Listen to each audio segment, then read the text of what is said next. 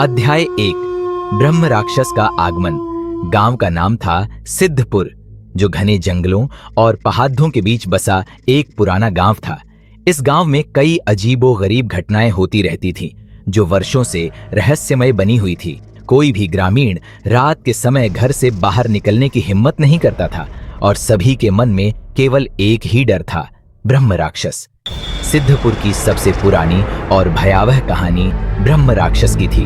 कहा जाता था कि एक समय में यहाँ एक महान विद्वान ब्राह्मण रहा करते थे, जिन्होंने सिद्धियां प्राप्त कर ली थी, मगर किसी कारणवश उनकी मृत्यु के बाद उनकी आत्मा राक्षस बन गई।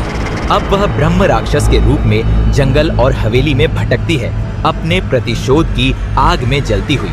शहर से एक युवा पत्रकार राघव इस कहानी की सच्चाई जानने के लिए सिद्धपुर आता है। उसे इस तरह की पुरानी और अनसुलझी कहानियों में विशेष रुचि थी और उसने ठान लिया था कि वह इस ब्रह्म राक्षस की कहानी की तह तक जाएगा। राघव को यह यकीन नहीं था कि ऐसी कोई चीज वास्तव में होती है, लेकिन उसकी खोजी प्रवृत्ति ने उसे सिद्धपुर खींच लिया। वह गांव पहुंचते ही वहां के लोगों से ब्रह्म राक्षस के बारे में सवाल करने लगा। ग्रामीणों के चेहरे पर खौफ की परछाई थी। कोई भी इस बारे में बात नहीं करना चाहता था। हर बार जब राघव ब्रह्म राक्षस का नाम लेता, लोग उसे कसमसाते हुए चुप करा देते। गांव के बीचों बीच एक पुरानी हवेली थी, जिसे लोग शापित हवेली के नाम से जानते थे। वह हवेली गांव से कुछ दूर जंगल के पास थी। कहा जाता था कि ब्रह्म राक्षस उसी हवेली में रहता है। रात में अक्सर उस हवेली से अजीब सी आवाजें आती थीं, चीखें, डरावनी फुसफुसाहट और कभी कभी तो धुंधली परछाइयां भी देखी गई थी। राघव का जिज्ञासु मन इस हवेली के रहस्य को जानने के लिए बेचैन था।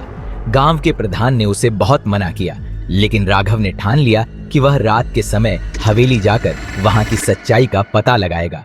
रात का समय था, पूरा गांव सन्नाटे में डूबा हुआ था। सिर्फ हवाओं की सिसकियां सुनाई दे रही थी। राघव ने अपने कैमरे और टॉर्च के साथ हवेली की ओर कदम बढ़ाए। जैसे जैसे वह हवेली के पास पहुंचा, उसे महसूस हुआ कि हवा भारी और ठंडी हो रही थी। हवेली की दरारों से हवा बाहर निकल रही थी, मानो किसी अजीब सी शक्ति ने उसे घेर रखा हो। हवेली का मुख्य दरवाजा पुराने लकड़ी के दरवाजे की तरह चरमराता हुआ खुला। राघव ने अंदर प्रवेश किया। अंदर का माहौल और भी भयानक था। धूल से भरी दीवारें, जालों से ढके हुए कोने और अजीब सी गंध पूरे वातावरण को डरावना बना रही थी। उसे ऐसा लग रहा था कि उसे कोई देख रहा है, लेकिन वह केवल घबराहट को दबाकर आगे बढ़ता रहा। राघव ने हवेली के मुख्य हॉल में कदम रखा, जहां दीवारों पर प्राचीन चित्र लगे थे। तभी अचानक उसे एक ठंडी हवा का झोंका महसूस हुआ और उसके साथ ही एक धीमी डरावनी फुसफुसाहट सुनाई दी। तुम यहां क्यों आए हो? राघव ने इधर उधर देखा, लेकिन उसे कुछ भी नजर नहीं आया। उसकी सांसें तेज हो रही थी। उसकी टॉर्च की रोशनी अचानक से बंद हो गई और पूरा हॉल अंधकार में डूब गया। उसकी धड़कनें तेज हो गईं। तभी उसे एक परछाई नजर आई, जो धीरे धीरे उसके पास आ रही थी।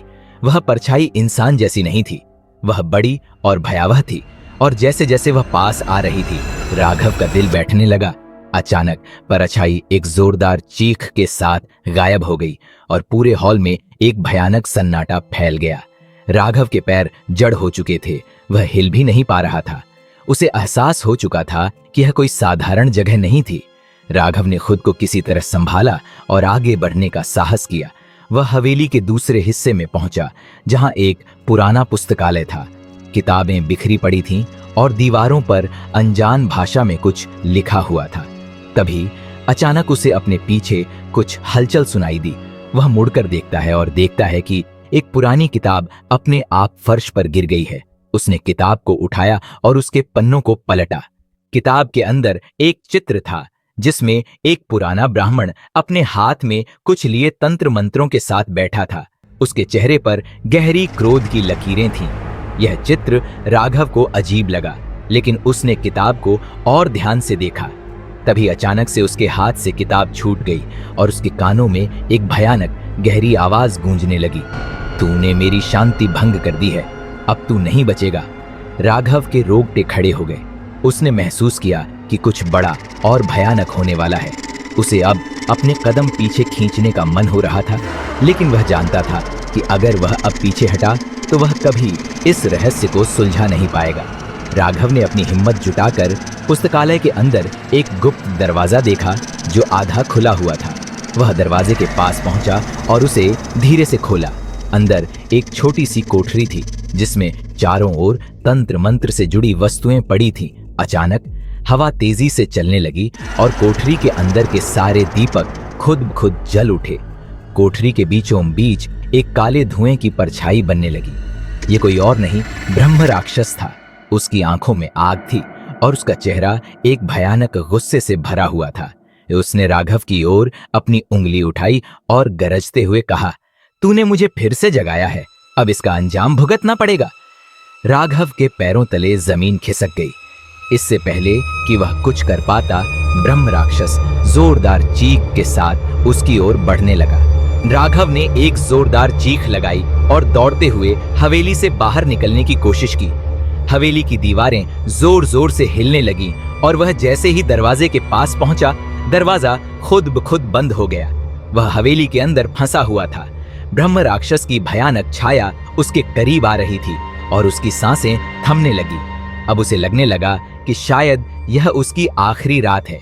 लेकिन अचानक एक और दरवाजा खुला और एक रहस्यमय आवाज ने कहा, यहाँ से बाहर निकलने का सिर्फ एक रास्ता है, लेकिन उसका उत्तर तुम्हें ढूंढना होगा।